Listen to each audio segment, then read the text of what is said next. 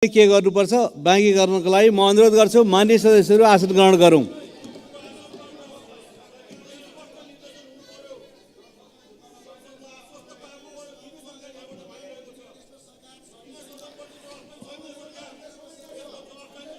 माननीय सदस्यहरू मैले निर्देश जारी गर्छु। माननीय सदस्यहरू आसन ग्रहण गरेर सुन्नको लागि अनुरोध गर्छु। माननीय सदस्यहरूले उठाउनु भएको विषयका सम्बन्धमा यसअघिका बैठकहरूमा सरकारलाई बैठकमा उपस्थित भई जवाफ दिन स्पष्ट निर्देशन गरिसकिएको बेहोरा म जानकारी गराउँदछु। म यसलाई फेरि भन्दछु, माननीय सदस्यहरूले उठाउनु भएको विषयको सम्बन्धमा यसअघिका बैठकहरूमा सरकारलाई बैठकमा उपस्थित भई जवाफ दिन स्पष्ट निर्देशन गरिसकेको बेहोरा जानकारी गराउँछु। माननीय सदस्यहरूले आजको बैठकमा पनि विभिन्न विषयहरूका सम्बन्धमा सरकारको ध्यान आकर्षण गराउँदै जवाफको माग गर्नुभएको छ। आज र यसअघि उठेका विषयहरूमा सभाको मिति 2080 साल फागुन 21 गते बस्ने बैठकमा उपस्थित भई जवाफ दिन नेपाल सरकारलाई म निर्देश गर्दछु। माननीय सदस्यहरू आसन ग्रहण गरौँ।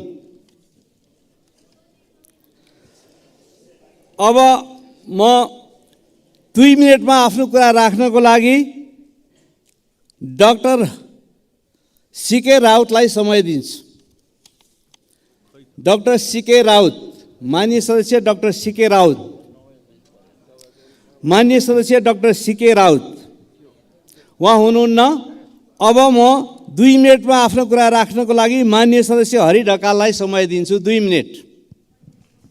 सम्माननीय सभामुख महोदय, म प्रकाश सपुतको गीत यो देश मेरो पनि होइन र भन्ने गीत सम्झन चाहन्छु। स्थानीय निकायको चुनाव ताकाको गरिबीको चमेली बोलिदिने कोही छैन भनेर काठमाडौँमा बेसमारी गुन्जायमान भएको यो गीत पनि सम्झन चाहन्छु। अस्ति राति काठमाडौँ महानगरपालिकाको जुन यो फुटपाथ व्यवसायी माथि त्यहाँको सुरक्षा प्रशासनको ज्यादतीको हामी निन्दा गर्न चाहन्छौँ। सरकारलाई उक्त घटनाको छानबिन गर्नको लागि ध्यानाकर्षण गर्न चाहन्छौँ।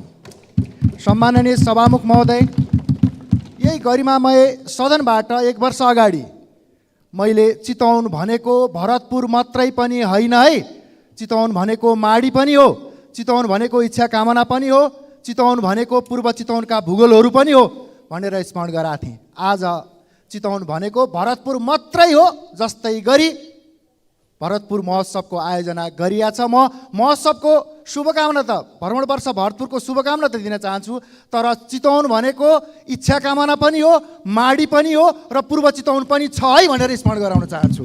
सम्माननीय सभामुख महोदय, दुग्ध किसानहरू सडकमा छन्। हिजोबाट सडक आन्दोलन जारी गरेका छन्। हिजोबाट दुध किसानहरूले सडक अवरुद्ध गरेका छन्।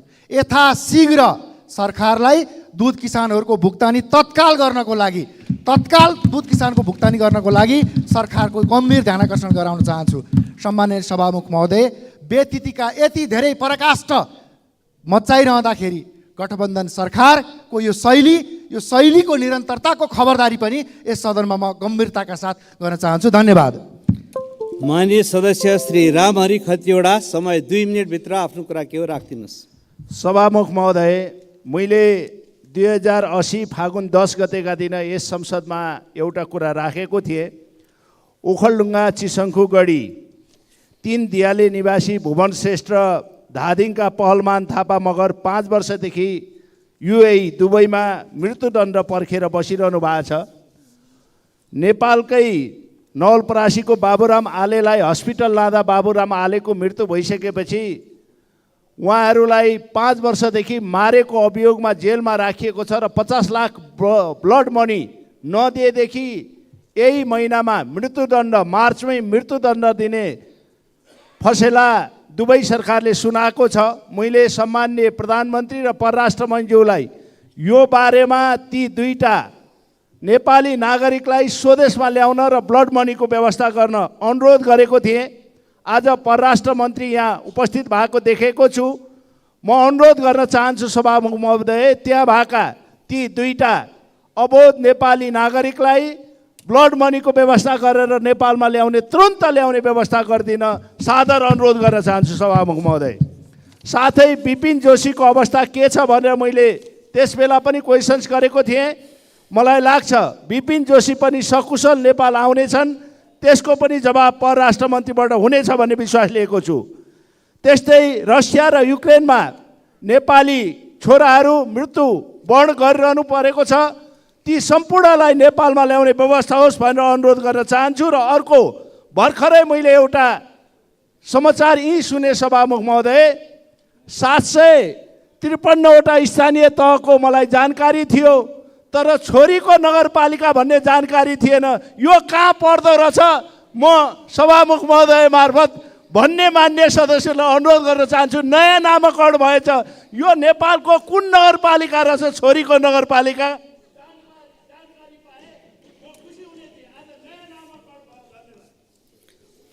मान्य सदस्यहरू, अब शून्य समयको कार्यक्रम प्रारम्भ हुन्छ। शून्य समयमा बोल्न चाहनुहुने मान्य सदस्यहरूको लागि 1 मिनटको समय निर्धारण गरिएको छ। सर्वप्रथम मान्य सदस्य श्री ठाकुर प्रसाद गैरे।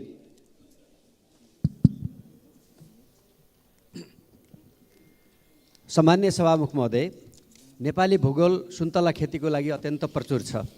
सुन्तला स्वास्थ्यका लागि लाभदायक पनि छ र अत्यन्त मिठो फल पनि छ। भारतले आँपलाई, जापानले हलुवा बेतलाई राष्ट्रिय फल बनाएको छ। त्यसै गरी नेपालले सुन्तलालाई राष्ट्रिय फल घोषणा किन नगर्ने? म सरकारको ध्यानाकर्षण गर्न चाहन्छु, सुन्तलालाई नेपालको राष्ट्रिय फल घोषणा गरी त्यसअनुसारको विकासको निम्ति बजेट सहितको प्रबन्ध गरियोस्। नेपालमा वर्षेनी करिब 30 अर्ब 61 करोडको सुन्तलाको कारोबार हुने गरेको छ। 7 लाखले रोजगारी पाउने गरेका छन्। नेपाल यो अन्नबाली भन्दा सुन्तला खेतीबाट 6-7 गुणा बढी लाभ हुने गरेको छ। सुन्तलाबाट कृषि क्षेत्रको कुल ग्राहस्थ उत्पादनको करिब 1% योगदान रहने गरेको छ। नेपालको 0.24 देखि 1.22 मेट्रिक टन का हिसाबले नेपालमा 34,150 मेट्रिक टन कार्बन स्थिरीकरणमा सुन्तलाले योगदान पुर्याउने गरेको छ।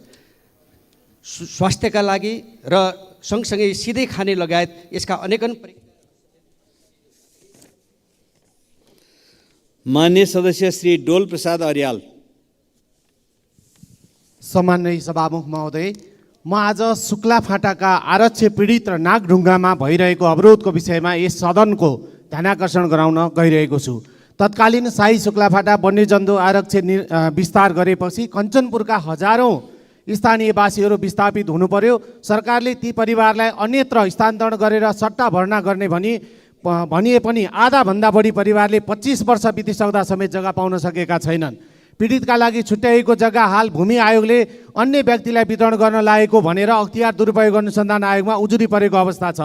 भूमि आयोगको अनियमितता र अनधिकृत वितरण रोक्न साथै अनियमिततामा संलग्नतालाई यथाशीघ्र कारबाहीको दायरामा ल्याउँदै पीडितलाई तत्काल जग्गा उपलब्ध गराउन म यस सदन मार्फत सरकारको ध्यानाकर्षण गराउन चाहन्छु। यसै सभामुख महोदय, ब्रेक थ्रु गर्ने तयारी गरिएको नागढुङ्गा सुरुङ मार्गको काम अहिले सरकारकै कारण ठप्प छ। स्थानीयवासीसँग गरेको प्रतिबद्धताहरू कार्यान्वयन नगरेकै कारण सरकारले अहिले दैनिक झन्डै 1.5 करोड रुपियाँ जरिवाना तिर्नुपर्ने अवस्था आइलागेको छ।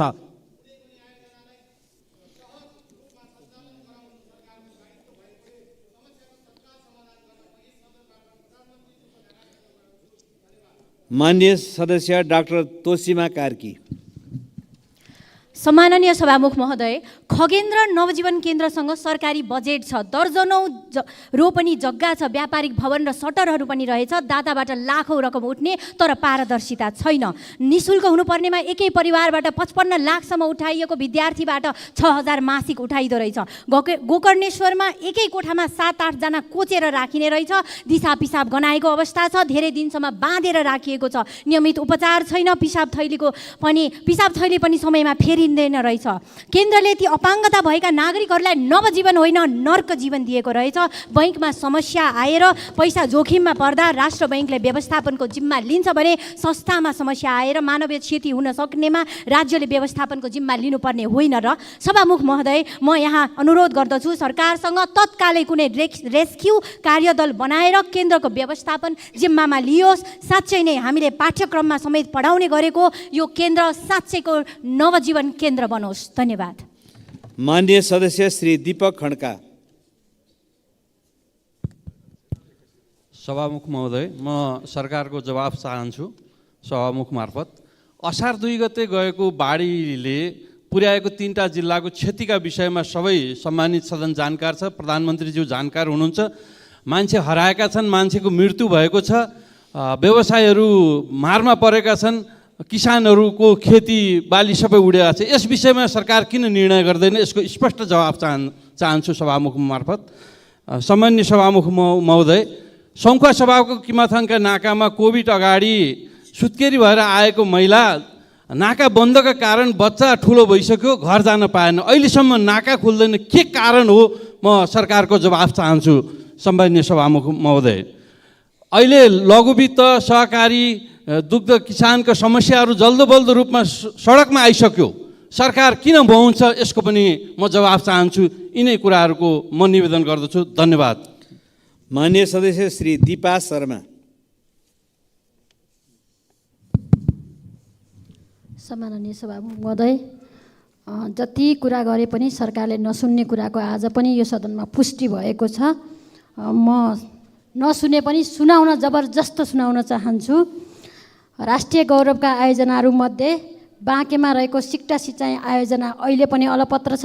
2063 सालदेखि सुरु भएको त्यो आयोजना बजेट अभावका कारणले अलपत्र परेको कुरा म यो सदन मार्फत सरकारलाई सुनाउन चाहन्छु। बजेटको अभाव हुन नदिन अब आउने बजेटमा पर्याप्त बजेटको व्यवस्था गरी त्यो क्षेत्रका बाँके जिल्लामा रहेका र त्यो क्षेत्रमा रहेका सम्पूर्णलाई अन्न बाली उत्पादन गरेर हामीले अन्नलाई आयात गर्ने होइन निर्यात गर्ने अवस्थामा पुर्याउनका लागि सरकारले ध्यान राखोस्। अहिले हामीले जे खालको राष्ट्रिय गौरवका आयोजनाहरूलाई बजेट घटाउने, वास्ता नगर्ने, अलपत्र पार्ने खालका काम रहेका छन्। यसलाई अविलम्ब बजेटको व्यवस्था मार्फत राष्ट्रिय गौरवका आयोजनाहरूलाई कामको तीव्रता दिनका लागि बजेटको माननीय सदस्य श्री दिलेन्द्र प्रसाद बडु। सम्माननीय सभामुख महोदय, केही दिन यता छापाहरूमा लगातार निरन्तर रूपमा दुग्ध किसानहरूले आफ्नो दुध सडकमा फालिरहेका छन्। यस्तो हृदय विदारक चित्र देखेर यो सरकारको मन किन छुँदैन? सरकारको कृषि मन्त्री कहाँ हुनुहुन्छ? के गर्दैछ सरकारले यसको समस्या निराकरणका निमित्त? जान्नुपर्ने आवश्यकता छ, सदनलाई जानकारी हुनु पर्यो। मिटर ब्याज पीडितहरूका समस्या समाधान गर्न हामीले पछिल्लो संसदबाट कानुन बनायौँ, तर आज पनि सबैतिरबाट फेरि काठमाडौँ धाउनुपर्ने अवस्था किन रह्यो? यदि यो कानुनमा अझै त्रुटि रह्यो भने ल्याउनु पर्यो, सरकारले संशोधन गरौँ, समाधान गरौँ यो समस्याको। होइन कानुन बनेर पनि यदि सरकारले यसलाई कार्यान्वयन गर्न सकिरहेको छैन भने यो अर्को गम्भीर विषय हो।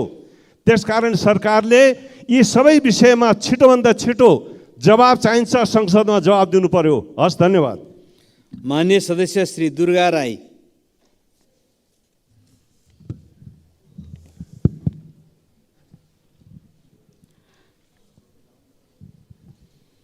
सम्माननीय सभामुख महोदय, जनताको सर्वोच्च जनप्रतिनिधिमूलक सम्मानित सदनमा संविधानको मातहतमा रही मुलुकको हित र आम नागरिकको समस्याको समाधान गर्नको लागि हाम्रा बहस र छलफलहरू केन्द्रित गर्नुपर्ने हो, तर हाम्रो ध्यान त्यतातिर गएको देखिँदैन। हामी कार्यतालिका बनाएर संसद सञ्चालन गर्नुपर्छ भनेर कुरा गर्छौँ, कार्यतालिका तयार भएर आउँछ, फेरि केही न केही बहाना गरेर संसद अवरोध गर्छौँ। किन? कहिले प्रधानमन्त्रीको राजीनामा त कहिले मन्त्रीहरूको। त्यसरी सजिलै हुने भए संविधानको धारा 76 चाहिँदैन भन्न खोजिएको हो। सभामुख महोदय, प्रतिपक्षको सरकारको विरोध गर्नु गुण र दोषको आधारमा गर्नुपर्ने हो नि। हरेक कुराको पूर्वगरी ढङ्गबाट सम्बन्धित संसद अवरोध गर्ने शैली बेठिक छ। हामीले कस्तो खाले लोकतन्त्रको विकास गर्दैछौँ। अर्को कुरा सभामुख महोदय, आकस्मिक समयमा बोल्दा समय निर्धारण गर्नु पर्यो। धन्यवाद। मान्य सदस्य श्री देवप्रसाद तिमल सेना।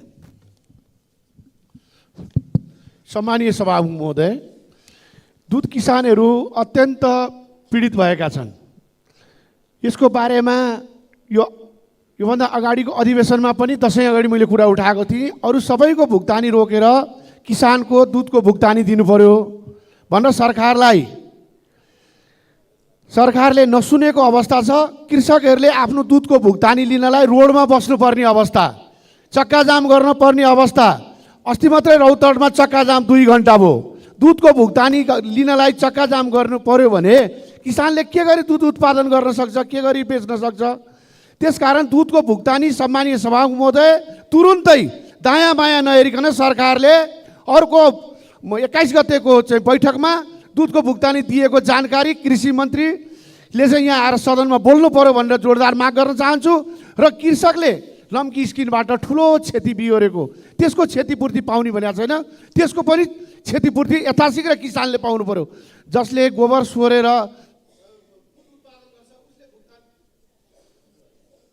मान्य सदस्य श्री देवेन्द्र पौडेल। सम्माननीय सभामुख महोदय, यो सङ्घीय लोकतान्त्रिक गणतन्त्र, धर्मनिरपेक्षता, समावेशी समानुपातिकता जस्ता प्रणाली ल्याउनको निम्ति हजारौँको बलिदान, रगत, आँसु, पसिना बगेर यो व्यवस्था आएको हो। यो व्यवस्थालाई मान्छु भनेर, यो व्यवस्थालाई ग्रहण गर्छु भनेर हामीले संसदमा शपथ खाएका हुन्छौँ र शपथ खाएर मात्रै हामी सदनमा प्रवेश गरेका हुन्छौँ। सम्माननीय सभामुख महोदय, कहिलेकाहीँ मात्रै होइन, दिनदिनै जस्तो यो व्यवस्थाको विरोध गरेको हामी यहाँ सुन्छौँ। सम्माननीय सभामुख महोदय मार्फत म भन्न चाहन्छु, शपथ खाएर आइसकेपछि, यो संविधान मान्छु भनिसकेपछि यो प्रणाली र व्यवस्थाको विरोध गर्न पाइन्छ र सम्माननीय सभामुख महोदय, र यो कुराको गम्भीर ध्यानाकर्षण गराउनको निम्ति सम्माननीय सभामुख महोदय मार्फत म विशेष अनुरोध गर्न चाहन्छु। धन्यवाद। मान्य सदस्य श्री धनबहादुर बुढा।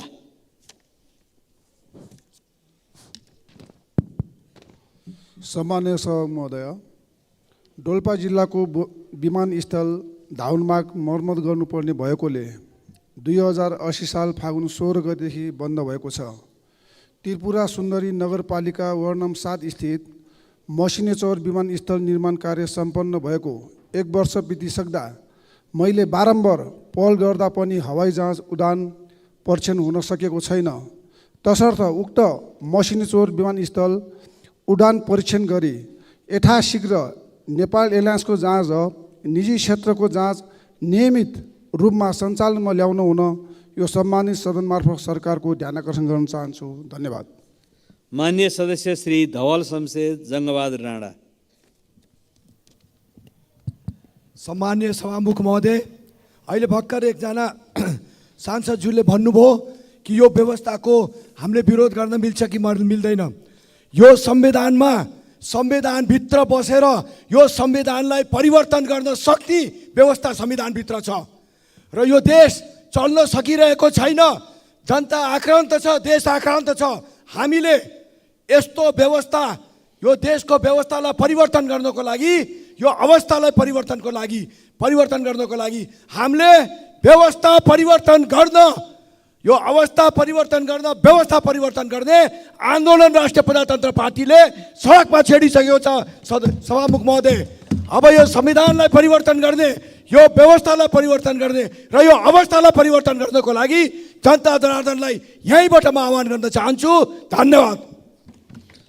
मान्य सदस्य श्री नवल किशोर शाह सुडी।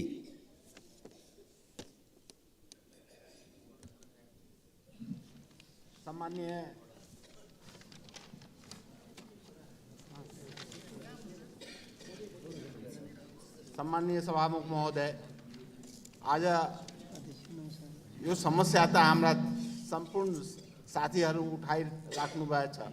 दुधको सम्बन्धमा दुध विकासले, डिडिसीले अब हाम्रो क्षेत्र सप्तरी 1 नम्बर क्षेत्रको अग्निसार कृष्ण सबरन गाउँपालिका वार्ड नम्बर 6 स्थित महुलीमा अवस्थित यस आदर्श बहुमुखी दुग्ध उत्पादक सहकारी संस्थाको पशुपालन तथा दुग्ध उत्पादन व्यवसाय मार्फत 95% जनता यहाँ जो छ पहाडबाट ओर्लेर मौली नदी किनारमा बसेको उहाँहरूको सम्पूर्णको आय स्रोत मात्र पशुपालन भएको हुनाले 8 महिनादेखि डिडिसीले विराटनगर स्थित दुध वितरण प्रणाली अन्तर्गत 5 करोड रुपियाँको भुक्तान दिएको छैन। एउटा गाउँ स्तरको सहकारी कसरी यो अवस्थामा चल्न सक्छ र हिजोदेखि त्यहाँ राजमार्ग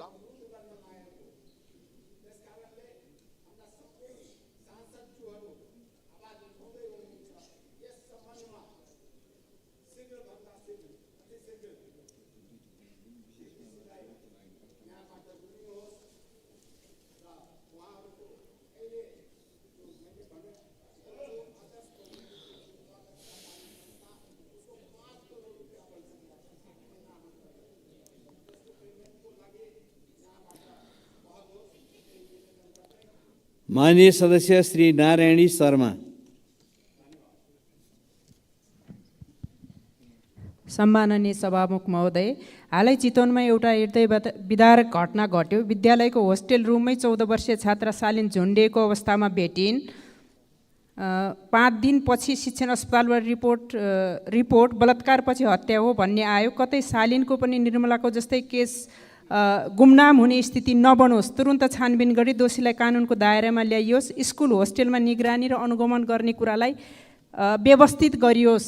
स्वर्गद्वारी गुठी पीडित मोही किसान सङ्घर्ष समितिबाट विगत केही दिनदेखि दाङको घोराइमा भइरहेको आन्दोलनप्रति सरकारको ध्यान आकर्षण भई भूमि व्यवस्था सहकारी तथा गरिबी निवारण मन्त्रालय सहसचिव कृष्णप्रसाद सापकोटाको नेतृत्वमा वार्ता समिति गठन गरेकोमा सरकार तथा सो मन्त्रालयलाई धेरै धेरै धन्यवाद दिन चाहन्छु र सो वार्ता समितिले किसानहरूका माग पुरा गरी छिटोभन्दा छिटो समस्या समाधान गरोस्। मान्य सदस्य श्री निर्मला कोइराला।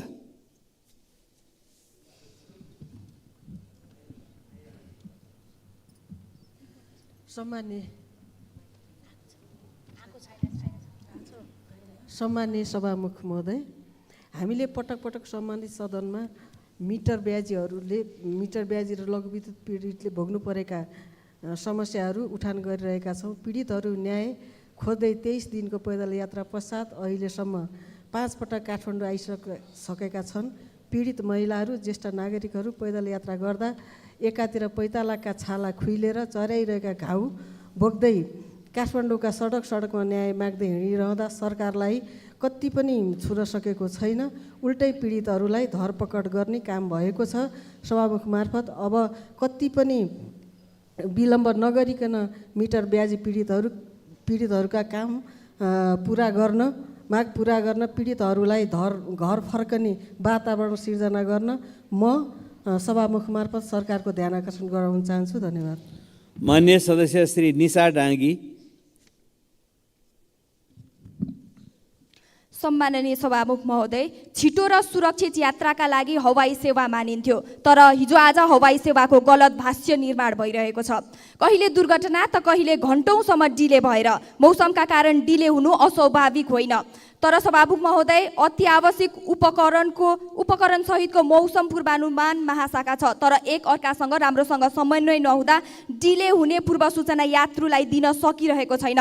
यात्रुले 1 मिनेट ढिला गरेमा जहाज नली उड्छ, तर यात्रु घण्टौँसम्म कुर्नुपर्ने विडम्बना यो कस्तो हो सभामुख महोदय? अन्य देशमा डिले हुने पूर्व सूचनाको जानकारी मोबाइलमा आउँछ, तर हाम्रो देशमा एयरपोर्टमा गएपछि मात्रै थाहा हुन्छ।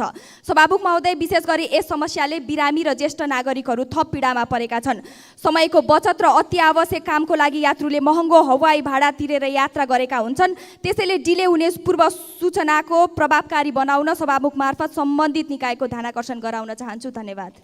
मान्य सदस्य श्री प्रतिमा गौतम।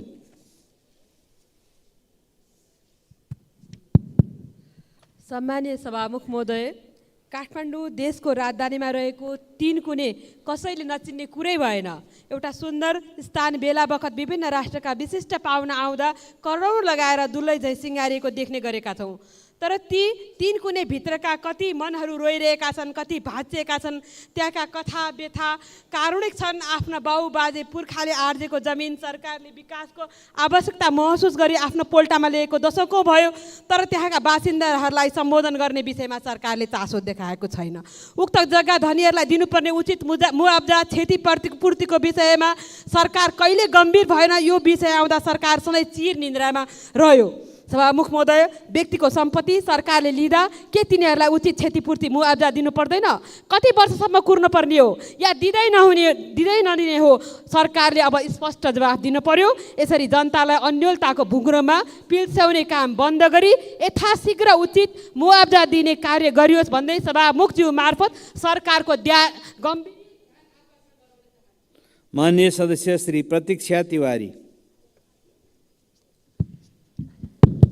सम्माननीय सभामुख महोदय, 1 मिनटको शून्य समयमा मान्यज्यूहरूले उठाउनु भएको विषय यो सरकारले सुन्न सकेन, बुझ्न सकेन, सम्बोधन गर्न सकेन।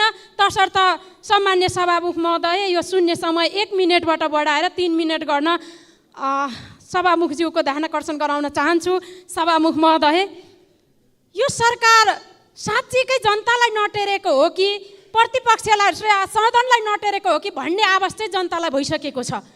मिटर बाजीका पीडितका समस्या, लघु वित्त सहकारीका समस्या र दुग्ध उत्पादन गर्ने जुन दुग्ध किसानहरूका चाहिँ समस्या छन् त्यो सरकारले सुन्नु पर्दैन, सम्बोधन गर्नु पर्दैन। सभामुख महोदय, तसर्थ यो सरकारलाई गम्भीर ध्यानाकर्षण गराउन चाहन्छु कि यी जनताका समस्या सरकारले आँखा खोलेर कान सुनेर जनताका प्रत्यक्ष समस्या यी नेपाली नागरिकका समस्या हुन् भन्ने ढङ्गले समाधान गरोस्। माननीय सदस्य श्री प्रदीप यादव। सम्मानीय सभामुख महोदय, नेपाल सरकारले केही दिन अगाडि टिकटकमा प्रतिबन्ध लगायो, जुन स्वागत योग्य निर्णय थियो। किनभने सामाजिक सञ्जाललाई टिकटकले दुरुपयोग गरेर विभिन्न समुदाय, धार्मिक, सांस्कृतिक र वेशभूषाका व्यक्तिहरू बीचको सामाजिक सद्भाव र पारिवारिक एकतामाथि खलल पुर्याउने काम गरिरहेको थियो। त्यसको लागि टिकटक नै सबैभन्दा बढी माध्यम बनाइएको थियो र अहिले पनि बनाइएको छ। किनभने टिकटकमा नेपाल सरकारले प्रतिबन्ध लगायो तर कागजमा नै सीमित भयो। नेपाल सरकारको निर्णय केही इन्टरनेट सेवा प्राध्यापक कम्पनीले टेरेको छैन, टिकटक चलाइ नै राखेको छ। नेपाल सरकारको निर्णय केही इन्टरनेट सेवा प्रदायकले मानेको छैन भने सरकारले सक्दो कारवाही गर्नु पर्यो र सरकारसित हिम्मत छैन भने पूर्ण रूपले टिकटक चाहिँ खुला गरिदिनु पर्यो। किनकि नेपाल सरकारको टेक्नोलोजी नै कमजोर छ। यही भारतमा टिकटक प्रतिबन्ध छ तर कुनै पनि माध्यम। माननीय सदस्य श्री बद्री प्रसाद पाण्डे। मनसुन सुरु हुन करिब 3 महिना मात्र बाँकी छ। वैशाख जेठपछि गरिने विकास बजेटको चरम दुरुपयोग र आयोजनाहरूको गुणस्तरहीनताले अभिशप्त असारे विकासका नाममा लाञ्छित छ। चालु आर्थिक वर्षको 8 महिना बितिसक्दा 20% हाराहारी मात्र पुँजीगत खर्च हुनुले यसपटक पनि यो नियति दोहोरिने हो कि भन्ने चिन्ता बढाएको छ। यस वास्तविकतालाई गम्भीरतापूर्वक लिँदै निर्माण कार्यमा द्रुत प्रणाली अपनाउन साथै पिछडिएको क्षेत्रको इपिसेन्टरकै रूपमा रहेका जिल्लाहरू बाजुरा, हुम्ला, मुगु, कालीकोट, अछाम र बझाङको जीवनस्तरमा प्रत्यक्ष प्रभाव पार्न सक्ने सेती लोकमार्ग, कर्णाली करिडोर, साँफेबगर, मार्तडी, कोल्टी लगायतका सडकहरूको निर्माण, गुणस्तर सुधार र सडक खण्डका पुलहरूको निर्माणमा उच्च प्राथमिकताका साथ कार्यान्वयनमा तीव्रता दिन सम्माननीय सभामुखज्यू मार्फत नेपाल सरकारको गम्भीर ध्यानाकर्षण गर्न चाहन्छु। धन्यवाद। जय नेपाल। माननीय सदस्य श्री बलराम अधिकारी।